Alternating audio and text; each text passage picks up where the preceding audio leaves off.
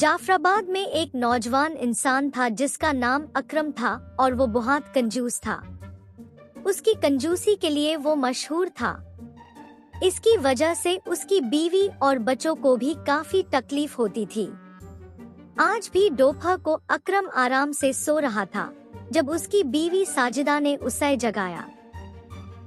क्या हुआ? मैं बहुत अच्छे ख्वाब देख रहा था। तुमने मुझे क्यों जगाया? अभी तो सिर्फ दोपहर के 12 बजे हैं। साजिदा ने कहा, तुम कुछ भी लाने नहीं गए हो और रफीक को भूख लगी है। तुम कुछ खाने के लिए लाओगे या नहीं? अकरम बोला, मैंने कल भिंडी लाई थी, वो इतनी जल्दी खत्म हो गई।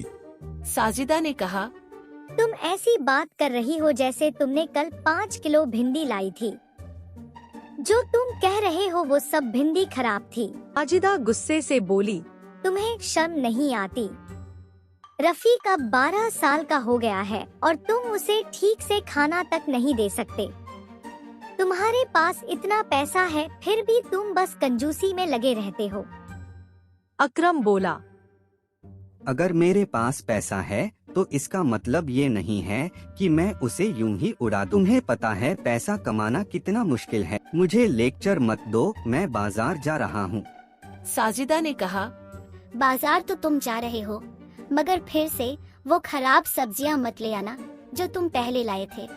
अकरम बोला, जो तुम कहती हो वो सब्जियां खराब नहीं होती, उन पर सिर्फ कुछ दाग होते हैं।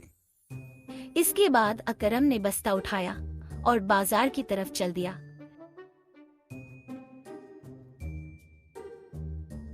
रास्ते में उसे एक भिखारी मिला जो उससे कुछ मांगने लगा। अल्लाह के नाम पर कुछ दे दो बेटे। अकरम ने देखा कि भिखारी के कटोरे में कुछ 10-10 के नोट पड़े हैं और बोला, तेरे पास काफी पैसा है फिर भी तू भिखारी बनके घूम रहा है। भिखारी ने जवाब दिया, अगर मेरे पास पैसा होता तो मैं क्यों मांगता।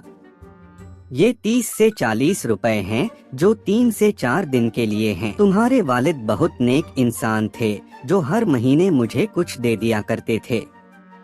अकरम गुस्से में बोला, अगर तुम्हें मेरे वालिद की इतनी याद आ रही है तो उनके पास चले जाओ।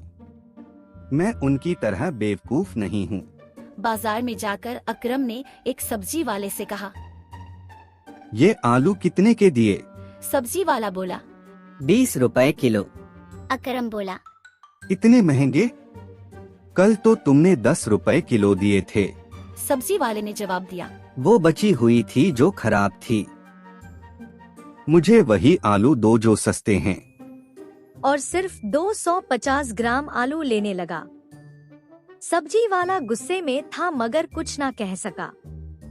घर वापस जाकर अकरम ने वह खराब सब्जियां साजिदा को दी और कहा, देखो इससे हमारा तेल भी बचेगा। साजिदा ने गुस्से में कहा, अब बस भी करो, तुम्हारी कंजूसी की हद हो गई है। इसके बाद कुछ और दिन गुजरे और अकरम की कंजूसी और बढ़ गई। एक दिन साजिदा ने कहा, रफीक के कपड़े पुराने हो गए हैं, नए कपड़े ले आओ। अकरम ने कहा, तुम पागल हो गई हो? कपड़े लेने की जरूरत नहीं है, घर में पुरानी चादरें पड़ी हैं, उन्हीं से सिलवा दो। साजिदा ने कहा, रफीक तुम्हारा बेटा है और तुम उसे ये पुरानी चादर पहनाना चाहते हो? अकरम बोला, मुझे पैसे बर्बाद नहीं करने।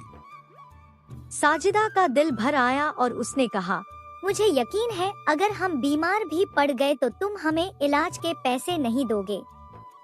इस पर अकरम ने कहा, पहले के लोग दवा के बिना ठीक हो जाते थे, मुझे ये सब डॉक्टरों की चाल लगती है पैसा बनाने के लिए। साजिदा गुस्से में बोली, अब मैं यहाँ और नहीं रह सकती, मैं और मेरा बेटा ये घर छोड़कर जा रहे हैं। साजिदा अपना बेटा लेकर घर से निकल गई। चलते चलते एक जंगल में उनका बेटा गिर गया और एक पेड़ के नीचे बैठ गए। वहाँ एक बाबा आए जो सदका मांग रहे थे और साजिदा को पहचान गए। बाबा ने कहा, बेटी, तुम्हारे शौहर को कल से होश आ जाएगा और वह बदल जाएगा। अगले दिन अकरम के दरवाजे पर एक शख्स आया जो उसका हमशक्ल था और उसने कहा कि वह अकरम का जुड़वा भाई है और उनका सारा माल उसके नाम पर है। पहले अकरम को यकीन नहीं आया, मगर गांव वालों ने कहा कि ये हकीकत है। अकरम ने अपनी गलती का एहसास किया और वह बवाजी के पांव पर गिर गया।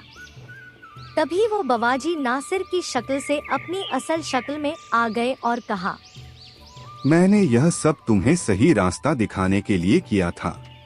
अकरम ने कहा कि वह अब कभी कंजूसी नहीं करेगा और अपने बाप की तरह नेक बनेगा।